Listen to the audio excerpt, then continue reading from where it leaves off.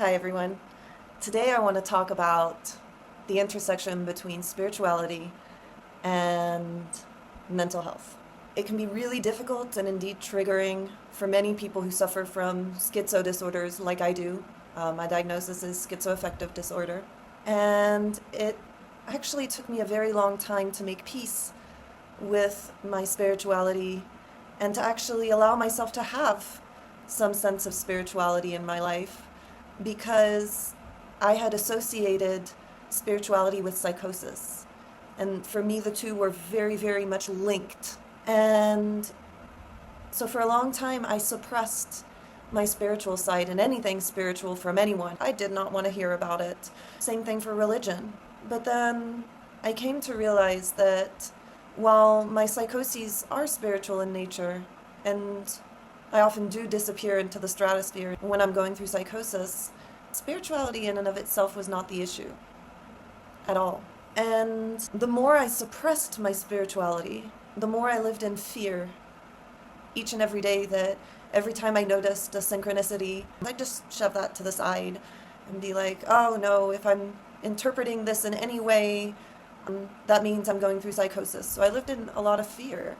And it was actually that fear that was more likely to trigger psychosis for me than the actual spiritual nature of synchronicities and empathic sensibilities. And I'm actually grateful to my algorithms on this one, because I've found so many people online who don't have a schizoaffective or schizophrenia diagnosis and who are spiritual, who do believe in something bigger than themselves, a higher consciousness, a creator, God, source, whatever you want to call it. All of us are talking about the same thing, just calling it something different. And I actually find peace and serenity and solace in having a sense of faith. And ever since accepting that part of me, I feel more whole and more aligned. Now, if spirituality and religion really aren't your thing, that's perfectly fine too. But spirituality has actually led me to embrace, for example, the value of meditation. I do a lot of grounding meditations where I visualize my connection to the earth and to the earth's vibration. As an empath who feels what other people are feeling, I do a lot of cleansing rituals at the end of the day, especially if I've been out and about and speaking to emotionally charged people, because I'm like a sponge. I pick up on all these non-verbal cues that people are giving out, the energetic cues that they're giving out. And if someone, for example, has a lot on their mind, even without saying a word, it gives me a real headache. If someone is really anxious about something, I can feel that in the pit of my stomach.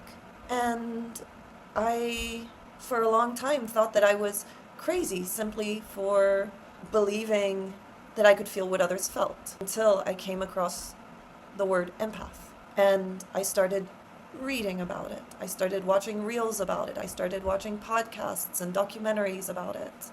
And the more I learn about it, the less crazy my spirituality seems to me. Just because it isn't tangible and visible, and it's not like this mug, like a 3D thing I can hold and say, this is real, see? It's something that I know within myself is real. Now, let's talk a little bit about psychosis and how it differs from having a sense of spirituality. When I go into psychosis, it basically is a fast-forwarded, amplified version of who I actually am. So, I'll give you an example. When I'm myself, I believe that I can make a difference in a few people's lives. That's who I am at my core, and I want to help and I want to serve.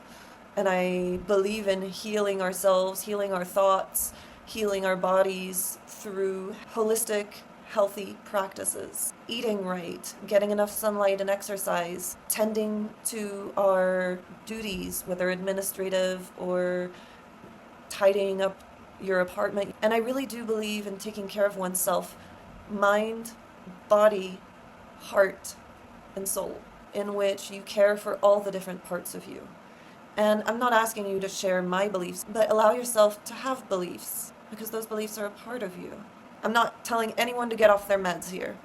I am very much on my meds, and my medication actually offers me a safety net that I very much need in order to feel safe from psychosis. Because psychosis is the last thing that I wish on myself. It's very, very tough and difficult to recover from psychosis. And so I value my medication, but I also value my spirituality.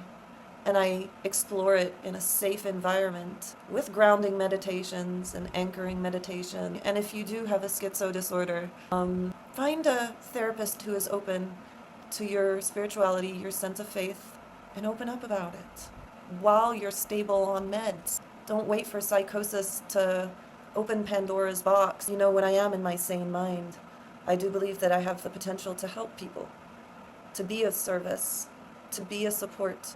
The difference is, when I'm going through psychosis, I think I'm a prophet, a savior. I believe that I'm here to bring God to earth so that he can enjoy his creation. And, you know, like, my thoughts are amplified and go way beyond this reality, this earth that we live in. And I become disconnected from this reality.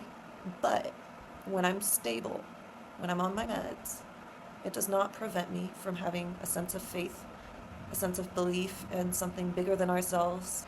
I don't think there's anything wrong with believing in God, creator, source, universe, energy, vibration, frequency. And I'll leave you with a quote that I got from someone called Dr. Joe Dispenza that you can look up online. He says, "If your thoughts can make you ill, your thoughts can make you well." And that's what I'm working on. And integrating my sense of faith and letting go of the fear associated with having a sense of faith, because I'm associating faith with psychosis. And I hope that this video has been informative and helpful, because even though you might be certifiably crazy like I am, and you're allowed to have faith and beliefs and imagination and dreams and find meaning in it all. Thank you for listening to my video. I'm Tati. Don't hesitate to like and subscribe and comment if you have comments. And I'll see you very soon. Love to all.